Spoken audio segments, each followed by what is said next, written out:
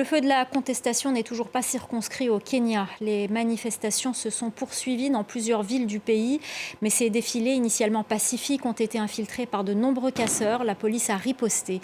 Notre correspondant à Nairobi, Bastien Renouille, était sur place. La police avait reçu des ordres, elle ne devait pas laisser les manifestants gagner le centre-ville de Nairobi. Alors très tôt ce mardi matin, elle a ouvert le feu sur les manifestants avec des gaz lacrymogènes, avec des balles en caoutchouc et plus rarement à balles réelles. J'ai vu des policiers acculés dans une ruelle qui, pour se défendre, ont dû tuer notamment à l'AK-47 à plusieurs reprises. Ces policiers qui sont déployés en tenue anti-émeute absolument partout dans le centre-ville de Nairobi. Mais cela ne décourage pas pour autant les manifestants. Écoutez-les. Ruto doit tomber. Les dirigeants corrompus doivent également être démis de leurs fonctions. Nous ne voulons pas d'eux. Nous voulons un nouveau régime, que les politiciens soient jeunes ou vieux. Nous voulons de nouvelles personnes qui ont un bon projet pour le Kenya. Et c'est pour cette raison que nous disons Ruto doit partir.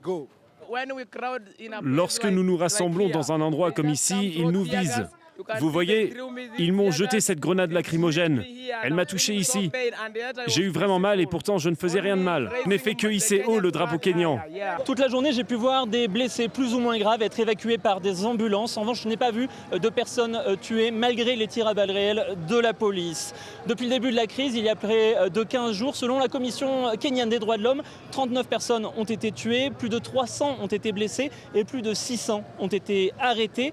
Des manifestations similaires à celles de Nairobi ont eu lieu dans plusieurs grandes villes du Kenya et les manifestants prévoient de redescendre dans les rues jeudi prochain.